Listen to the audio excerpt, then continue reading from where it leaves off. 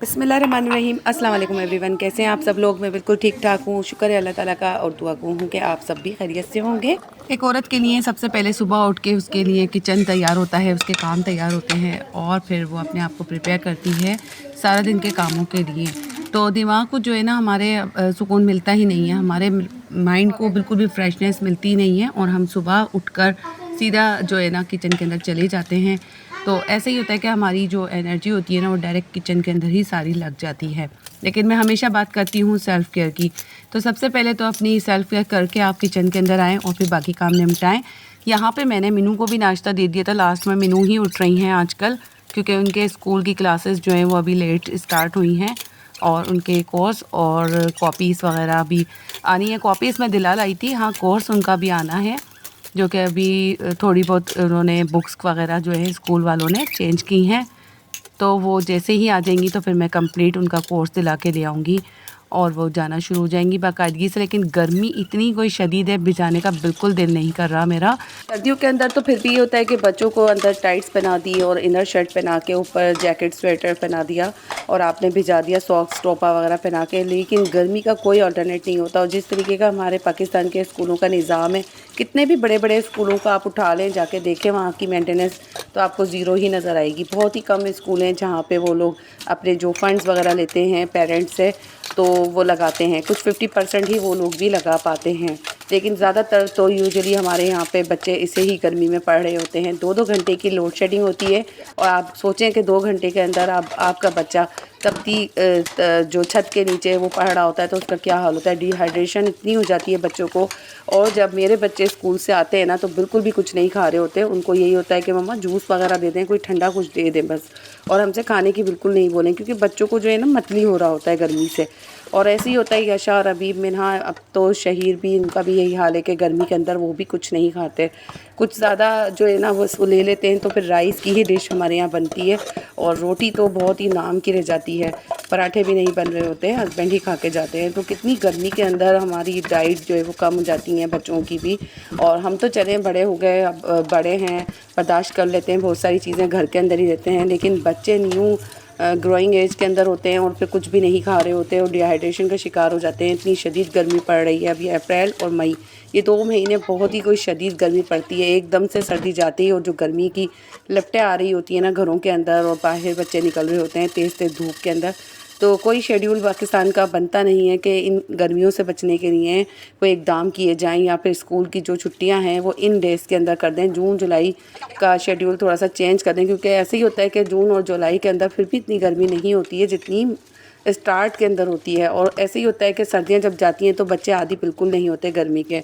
और ऐसे ही ना जो यानी कि कोर्स वगैरह की शॉप्स होती हैं वहाँ पे लाइन लगी हुई होती है। मैं मीनू का कोर्स, क्योंकि वो लोग एक ही जगह का मेंशन करते हैं कि वहीं से ही लेना है, तो जब मैं गई ना तो जाके मैंने तो देखा है वहाँ का हाल, और औरतें आदमी सब पसीने पसीने हुए हुए थे और इतनी कोई गर्मी थी, इतनी सफोकेशन थी उस शॉप में।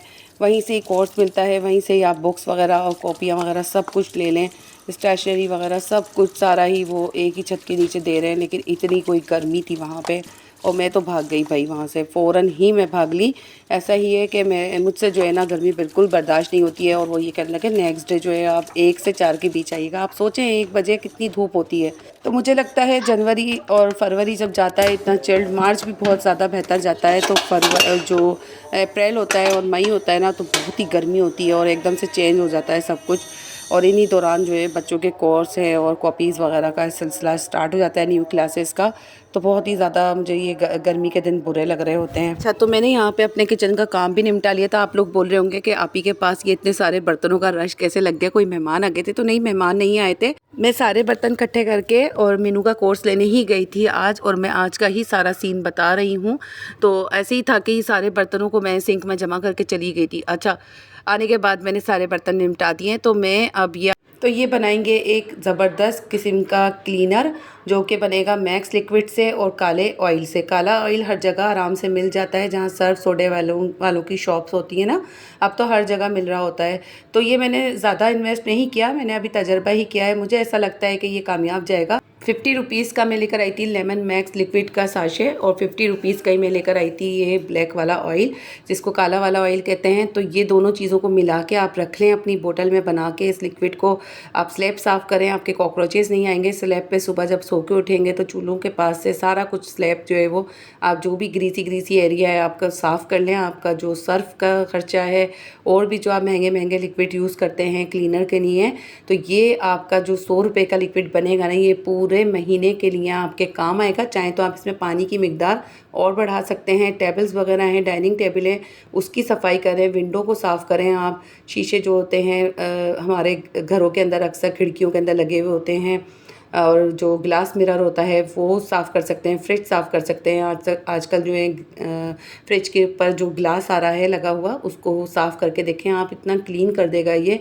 और सबसे अच्छा तो ये किचन की क्लीनिंग के लिए बहुत ही बेस्ट है। दूसरा ये कि ग्रीसी जो बर्तन हो जाते हैं हमारे, बहुत ज़्यादा ढीठ दाग लग जाते हैं, उनके पीछे से काले हो जाते हैं, तो उनके जो तले होते हैं ना, उनको मांजने के लिए ये बेस्ट क्लीनर है। तो आप लोग यूज़ करके देखिएगा और मुझे बताइएगा। और ज़्यादा ख़र्चा भी नहीं आ रहा है इस पे, तो ₹100 में ये पूरे महीने के लिए बन जाएगा।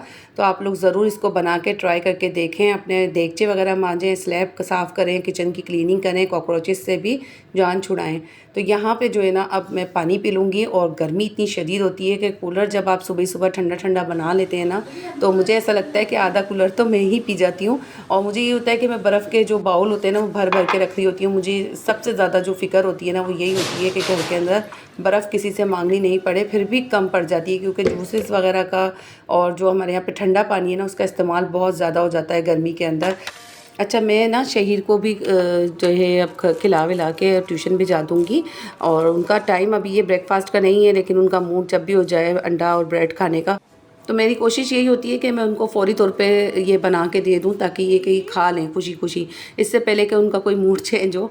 तो बस मैंने इनको जो है ये खिला के फिर ट्यूशन के लिए निकालना है। यशा भी आ गई थी यूनिवर्सिटी से, वो थोड़ा रेस्ट कर रही थी। अच्छा, जब गर्मियाँ आती हैं ना, तो बिल्कुल भी कुछ भी सेटिंग जो है वो जल्दी बन नहीं रही होती है, और हर घर में ऐसा ही हो रहा होता है शायद। तो आप लोग भी बताइएगा कि आप लोगों की रूटीन क्या बनी हुई है इस वक्त। तो बच्चों का अभी तो कुछ भी मूड नहीं होता खाने पीने का, जो भी कुछ चल रहा है वो बहुत सिंपल चल रहा है। तो वही व्लॉग जो है वो आपसे शेयर कर रही हूँ। मैं तो यही होता है कि बस किचन की डीप क्लीनिंग कर ली, थोड़ा सा हल्का फुल्का खाना पका लिया। बच्चों की जो है स्कूल जाने की टाइमिंग वगैरह चल रही है, तो कुछ इसी तरीके का चल रहा है। और ईद गई है ना, अभी तो कुछ भी सेटिंग बनी नहीं रही घर की, तो बस सब कुछ यही कुछ चल रहा है। और गर्मी इतनी शदीद होती है, तो दोपहर में तो कुछ भी करने का दिल ही नहीं कर रहा होता। और मेरा यही होता है कि मैं 2-2:30 तक जो है ना किचन की डीप क्लीनिंग और थोड़ा बहुत जो है किचन का काम करके रख देती हूँ। उसके बाद 2 बजे 2:30 बजे बच्चे आ जाते हैं, तो वो बिल्कुल भी चूल्हा खोलने नहीं देते किचन का।